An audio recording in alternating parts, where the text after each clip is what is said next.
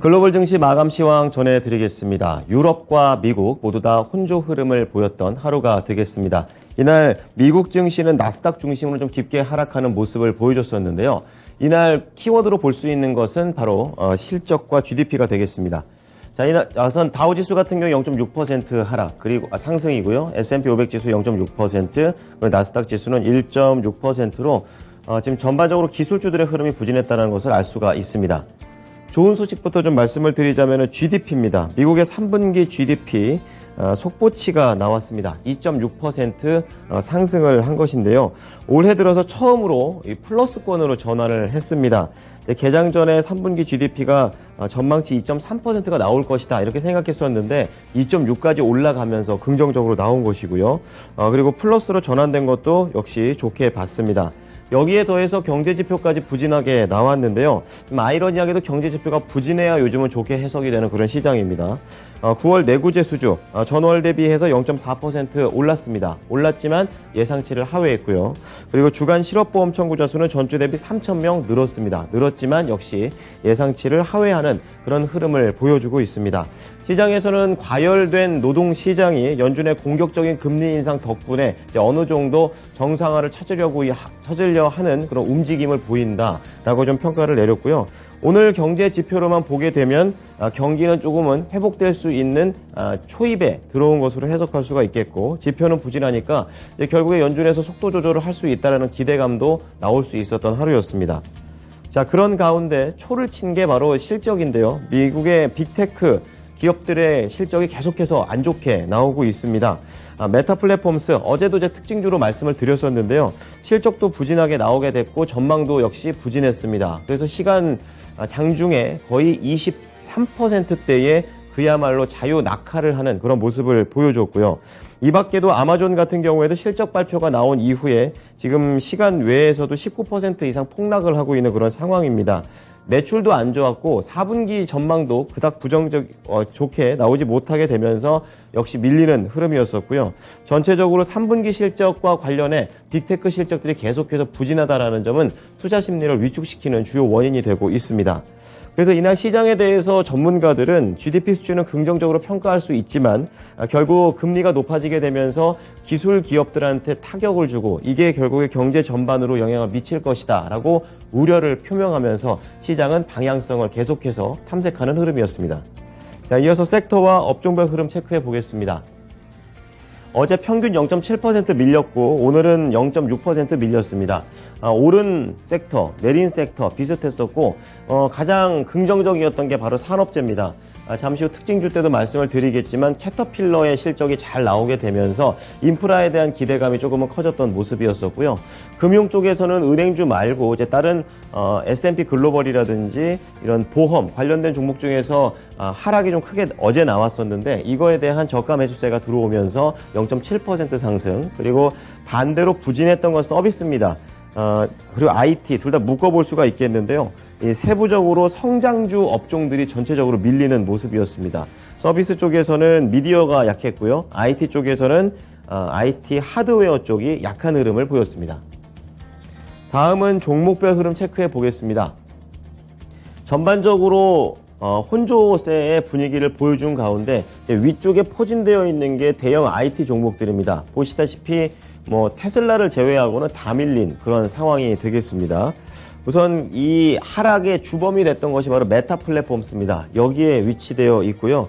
24.5% 그야말로 급감해버리는 그런 상황이었습니다.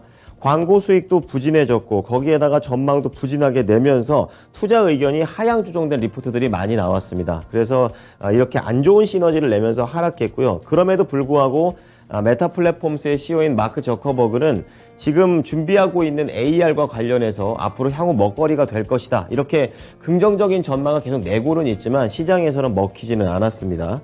자, 그런 가운데 앞서 실적 발표를 했었던 마이크로소프트와 구글 1.9, 2.3% 하락세를 계속해서 기록하면서 분위기가 개선되지 않고 있는 모습이었고요. 자, 이날 아마존은 무려 4%나 급락하는 내용입니다. 지금 연말 쇼핑 시즌이 다가오고 있는데 인플레이션 때문에 돈을 안 쓸 것이다라는 우려감에서 벗어나지 못하고 있습니다. 그래서 아마존은 장중에 4% 그리고 시간 외에서는 지금 현재 18% 급락하고 있는 그런 상황입니다. 자, 마지막으로 애플도 볼 텐데요. 그닥 좋은 소식들이 없는 애플이었습니다. 장중에 3% 밀렸고 장 이후에 이제 보합권의 흐름을 보여주고 있는데요. 우선은 실적과 관련해서는 지금 특징일 때 좀 자세히 잡아드리고요. 장중에 나왔던 악재들을 보게 되면 중국 폭스콘 공장에서 코로나 확진자가 나왔습니다. 그렇기 때문에 다시 한번 생산 차질에 대한 우려감이 있었고요. 거기에다가 신형 아이폰 수요가 지금 잘 나오고 있지만 계속 잘 나올 수 있을까라는 그런 물음표가 찍히게 되면서 우려가 컸었고, 앱스토어와 관련된 광고 노이즈도 계속 이어지게 되면서 악재가 더 많았었습니다. 그런 가운데 이런 기술주들 중에서도 호실적과 관련된 종목들은 살아남는 모습이었는데요. 몇 개 안 되기 때문에 보겠습니다. 서비스나우 같은 경우에도 13.4% 확연히 다른 모습을 보여줬었고요. 그리고 서비스 업종 내에서도 미디어 중에 이런 컴캐스트 같은 종목도 실적이 잘 나왔습니다. 이렇게 되면서 1.4% 확실히 실적에 따라 움직이는 시장이다라고 볼 수가 있겠습니다. 자, 그런 가운데 반도체 체크를 해보겠는데요. 좀 엇갈린 모습이죠. 제조 업체들 중에서는 엔비디아만 상승하고 마이크론 테크놀로지가 많이 밀리는 모습이었습니다. 우선 엔비디아 쪽에서는 메타 플랫폼스에서 앞으로 AR을 좀 더 설비 투자를 하겠다라는 내용 속에서 이 네트워킹 서비스와 관련된 수혜를 받을 수 있는 기업이다라는 내용에서 2.1% 상승하는 흐름이었었고요. 마이크론 테크놀로지는 이날 5.8% 급락했습니다. 다음 분기에 반도체 칩과 관련된 가격의 하락폭이 클 수 있다라는 그런 내용 속에서 하락을 한 것이고요. 마이크론이 밀리다 보니까 같은 이제 업종 내에서 온 세미컨덕터가 4.2%, 웨스턴 디지털 2.6% 하락하는 모습을 보여줬습니다. 하지만 이 와중에서도 이제 실적이 잘 나왔던 기업들은 상승을 했는데요. 바로 인텔입니다. 장중에 3.4% 밀렸지만 지금 현재 시간 외에서 실적이 잘 나오면서 5.1%로 급반등되는 그런 흐름이 나와주고 있습니다. 자, 이 밖에 이제 산업재 쪽 그리고 소비재 쪽에서는 상승과 하락이 확실하게 좀 엇갈리는 분위기였었는데요. 역시 여기에서도 3분기 실적이 주요한 모습이 되겠습니다. 대표적으로 캐터필러, 디어엔 볼 수가 있겠는데요. 지금 호실적에 대한 그런 내용들이 나오게 되면서 캐터필러 7.7 그리고 디어앤 컴퍼니 0.8%. 하지만 이제 실적이 잘 나온 종목은 되게 강하게 가는데 다른 기업들한테 이렇게 훈풍이 좀 퍼지는 거는 약합니다. 그만큼 투자 심리는 어느 정도 보수적인 관점에서 움직였다라고 볼 수가 있겠고요. 이제 마지막으로 레스토랑 관련된 소비재 쪽에서 맥도날드의 흐름이 좋았습니다. 동일 점포에서 매출이 늘어나게 됐다라는 점. 이제 최근에 뭐 스타벅스도 그랬지만 인플레이션 때문에 원자재 가격이 올라가게 되면서 메뉴값이 다 올라갔습니다. 이제 그런 거에 대한 수혜를 현재 보고 있다라고 시장에서는 해석을 했습니다. 맥도날드가 이렇게 가다 보니까 이쪽에 포함되어 있는 도미노 피자 그리고 얌브렌즈 그리고 다렌 레스토랑 모두 다 상승하면서 거래를 마쳤습니다. 자, 이날 특징주 첫 번째 애플입니다. 실적 잘 나왔지만 시간 외에서는 약세 흐름을 보여주고 있는데요. 매출이 901억 달러, 시장 전망치 상회했고요. 주당 순이익 1.29달러, 역시 긍정적으로 나와줬습니다. 하지만 세부 지표가 부진했고 이쪽에 조금 더 사람들이 포인트를 맞췄습니다. 아이폰 부분 쪽과 관련해서 연간 9% 이상의 매출이 늘었지만 시장의 기대치만큼은 는 게 아니고요. 그리고 전분기 아이폰 매출 역시 월가의 예상치를 소폭 하락한 흐름이 되겠습니다. 거기에다가 소프트웨어도 애플에서는 하고 있는데요. 이쪽에 대한 성장률도 5%에 머물렀습니다. 바로 전분기에 12%나 올랐었기 때문에 급감했다라는 측면에서 애플을 시간 외에서 좋게 안 봤습니다. 지금 장중 기록과 시간 외 기록을 도합해서 4%대 하락량이 나오고 주당 143달러에 거래를 마쳤습니다. 네, 다음은 캐터필러 보겠습니다. 실적 잘 나왔는데요. 매출이 전년 대비 21%, 매출이 아주 시장의 예상치보다도 크게 잘 나왔습니다. 거기에다 주당 순이익이 3.95달러, 역시 시장의 예상폭을 상회하는 모습이었고요. 캐터필러 경영진에 따르면은 이번 매출이 이렇게 잘 나올 수 있었던 것은 유리하게 가격을 실현했고 거기에다가 판매량이 늘어나고 있다는 것이 검증됐다라고 얘기했습니다. 그래서 경기 침체에 대한 우려가 투자자들 사이에서 있었었는데 이 우려를 좀 줄여줄 수 있는 그런 의미 있는 실적 발표가 나왔습니다. 장중에도 갭업으로 크게 뛰어오르면서 양봉으로 거래를 마쳤고요. 시간에도 흐름 좋습니다. 7.5% 오른 211달러의 거래를 마쳤습니다. 유럽 넘어가 보겠습니다. 유럽도 방향성이 좀 모호한 그런 상황이었습니다. 프랑스만 내렸고 독일과 영국은 강보합권으로 거래를 마쳤는데요. 예상했던 대로 유럽 중앙은행에서는 75bp 올렸습니다. 2회 연속으로 자이언트 스텝을 한 것이고요. 수신금리, 한계 대출금리 모두 다 상향 조정을 했고 또 팬데믹 기간 동안 불어났었던 대차 대조표를 축소하기 위해서 목표물 장기 대출 프로그램 조건도 강화시킨 그런 상황입니다. 시장에서는 예상대로다라는 그런 내용에 따라 움직였었고요. 개별적인 실적 발표가 이어지는 가운데 지금 국가별로 등락은 엇갈렸습니다. 자, 마지막으로 상품 시장 보겠습니다. 유가가 85달러에서 머물러 있다가 이제 90달러 근처까지 올라가는 흐름입니다. 1.3% 상승을 했었고요. 이 중국과 관련된 제로 코로나 우려는 있습니다. 하지만 이 미국의 원유 수출과 관련해서 낙관론이 이날은 좀 대두가 되는 모습이었고 미국의 GDP까지 긍정적으로 나왔다라는 점, 수요가 생길 수 있겠구나라는 쪽으로 해석이 되면서 이날 상승을 했고요. 그리고 구리 가격은 달러 강세 때문에 밀렸습니다. 그리고 GDP가 잘 나오다 보니까 안전자산에 대한 매력이 떨어졌죠. 거기에다 강달러까지 영향받으면서 0.2% 금값도 하락했고요. 마지막으로 10년물 국채금리 수익률 최근 이틀 동안 급격하게 하락하는 모습을 보여줬고 이러한 하락세는 3거래일째 이어집니다. 앞자리가 4였었는데 이제 3.9까지 10년물은 내려왔습니다. 자, 이어서 미국 현지 연결해 보겠습니다. SH인베스트먼트 김선영 연구원입니다. 연구원님, 안녕하십니까?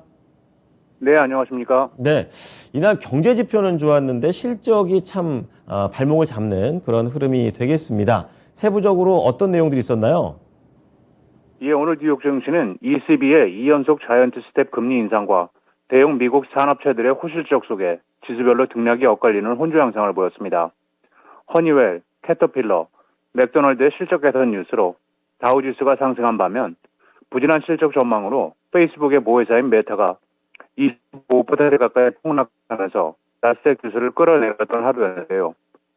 지난 3분기 미국 GDP가 전분기 대비 2.6%가 늘어나 3분기 만에 역성장을 벗어났다는 상무부의 발표가 대장주 투자 심리에 긍정적으로 반영되기도 했지만 수비 등 경제 전반이 침체로 향하는 와중에 무역 수지가 개선되면서 착시 효과로 발생했다는 지적이 제기되면서 시장의 추가 상승을 저지하는 모습을 보였습니다. 경제 매체 밸런스가 대외 균형이 기여한 부분이 많이 늘어난 가운데 가계의 소비와 기업의 투자가 기여한 부분은 더디게 회복되는 이유로 상반기에 역성장한 뒤 3분기에 성장세로 회복한 3분기 미국의 GDP 증가율이 경기 침체 우려를 잠재우지 못할 것이라고 진단하고 있습니다. 밸런스는 역성장을 벗어난 3, 4분기 GDP가 연방준비제도의 긴축 조치 시행 이전부터 미국 경제가 이미 침체에 빠졌다는 우려를 잠재우는 데는 도움이 될 것이지만 가계의 소비와 기업의 투자에서 상대적으로 완만한 성장세를 보이는 등 GDP의 더 중요한 요소에서 금리가 인상된 데 따라 1년의 시차를 두고 성장세가 퇴색되고 경제활동이 위축될 것이라고 전망했습니다. 또한 미국의 수입 감소가 3분기 GDP 성장을 주도하는 데 큰 역할을 했다면서 지난 가을과 겨울에 소매업자와 도매업자들이 팬데믹 초기에 주문했지만 코로나19에 따른 공급망 혼란으로 배송이 지연됐던 엄청난 양으로 급증했던 상품이 풀린 영향이며 일부 소매업체들이 재고 처분에 나서면서 가격을 인하해야 했고 이것이 수입 감소로 이어졌다고 분석을 하고 있습니다. S&P 글로벌 마켓 인텔리전스는 2023년 아시아 태평양 지역이 세계 경제 성장을 이끌겠지만 성장세는 미미할 것이라고 전망했습니다.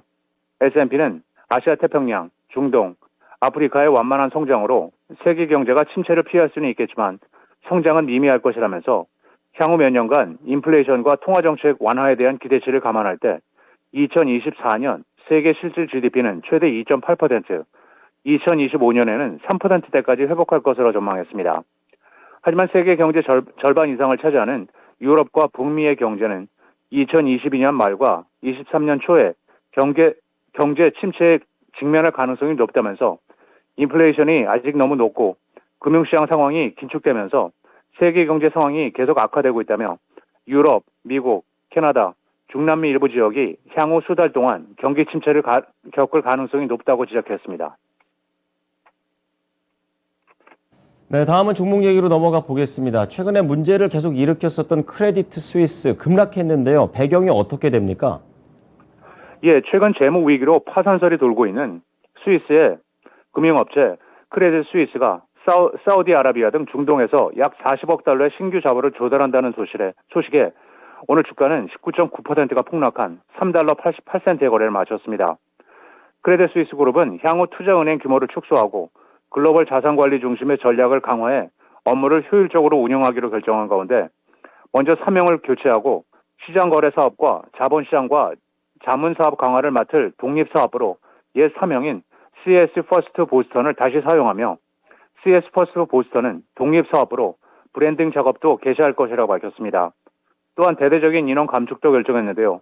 3년간 약 9천 명의 직원을 줄인다는 계획으로 이번 전략 발표를 통해 CS 퍼스트 보스턴의 재등장을 알리고 글로벌 기업 금융 부분 및 M&A 부분의 역량 강화에 보다 집중할 수 있도록 빠른 정상화를 추진하겠다는 방침이며 향후 2년간 구조 조정 비용으로 약 29억 달러가 들 것으로 추산을 하고 있습니다. 마지막으로 내일은 연방준비제도가 주목하는 9월의 PCE 물가지표가 발표되며 시장 예상은 전달 대비 0.5%, 전년 동기 대비 5.8% 상승이며 이어 미시간 대학의 10월 소비자 태도지수, 점리부동산중개인협회 9월 잠정주택 판매지표, 펜딩홈 세일즈가 발표되며 쉐보론 코프, 엑손모빌, 아버리얼티, 블루밍 브랜즈, 콜게이트 파멀리브, 에브비 잉크, 사노피, 넥스테라 에너지, 임페리얼 오일, 웨이어하우저, 처치앤드와이트, 코앤코프, 파이퍼 샌들러, 얼라이언스 번스틴 번스그룹, 그리고 WW 그레인저 잉크가 지난 분기 실적을 발표합니다. 네, 지금까지 SH 인베스트먼트 김선영 연구원이었습니다. 연구원님 잘 들었습니다. 예, 감사합니다.